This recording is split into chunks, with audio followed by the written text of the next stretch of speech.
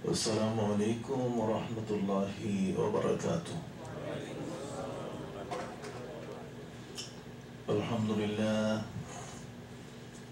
Alhamdulillah nahmaduhu wa nasta'inuhu wa nastaghfiruhu wa nu'minu bihi wa natawakkalu alayhi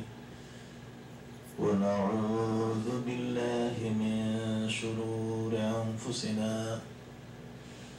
ومن سيئات أعمالنا من يهد الله فلا مضل له ومن يضلله فلا هادي له ونشهد أن لا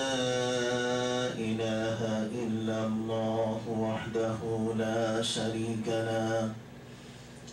ونشهد أن سيدنا وحبيبنا وشفيعنا ومولانا محمدا عبده ورسوله صلى الله عليه وعلى آله وأصحابه وبارك وسلم الذي أرسله بالحق بشيرا ونذيرا وداعيا إلى الله بإذنه وسراجا منيرا أما بعد فقد قال الله تعالى في كلامه المجيد وفي الفرقان الحميد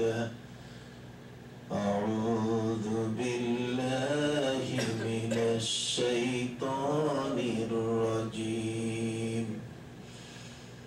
بسم الله الرحمن الرحيم وما أرسلناك إلا رحمة للعالمين وقال تعالى مخبرا وآمرا إن الله وملائكته يصلون على النبي يا أيها الذين آمنوا صلوا عليه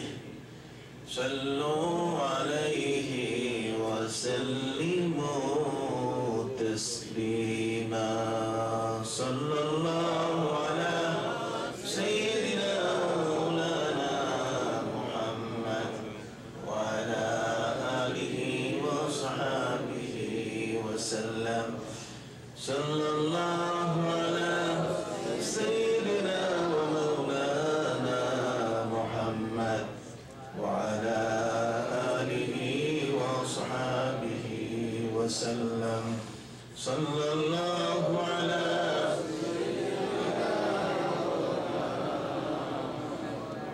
وعلى آله وصحبه وسلم بلغ العلا بكماله كشف الدجى بجماله حسنت جميع خصاله صلوا عليه وآله رفع المكان بنوره سر الزمان بسروره رفع المكان بنوره سر الزمان بسروره كشف الغطاء ببيانه صلوا عليه وآله بلغ العلا كشف الدجى بجماله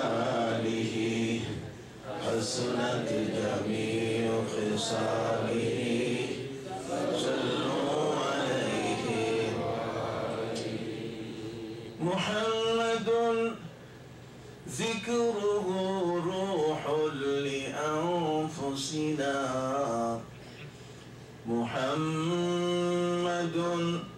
ذكره روح لأنفسنا محمد شكره فرض على الأمم بلغ العلا كشف الدجى بجماله حسنت جميع صلوا عليه وآله আঞ্জুমানে আল ইসলাহ মিশিগান ও আল ইসলাহ ইসলামী সেন্টারের যৌথ উদ্যোগে আয়োজিত আজকের 3 দিন ব্যাপী সুন্নি মহাসম্মেলনের আজকের সমাপনী দিবসের সম্মানিত সভাপতি শ্রদ্ধেয় উলামায়ে কেরাম, কষ্ট স্বীকার করে আসা দূর এবং কাছ থেকে আগত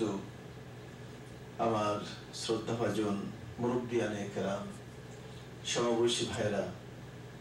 পর্দার আড়ালে আমার বোনেরা, সম্মানিত আয়োজকবৃন্দ, কর্তৃপক্ষ, এই মিশিগান এলাকার সম্মানিত বাসিন্দাবৃন্দ, আল্লাহ পাক রব্বুল আলামিনের শানে আজিমে লাখো কোটি শুকর। 3 দিন ব্যাপী এই সুন্নি মহাসম্মেলনের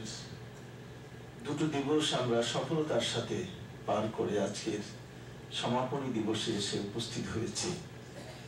আল্লাহ পাক রব্বুল আলামিনের দরবারে তৌফিক কামনা করি, সাহায্য কামনা করি, যাতে আজকের এই দিবসটিতে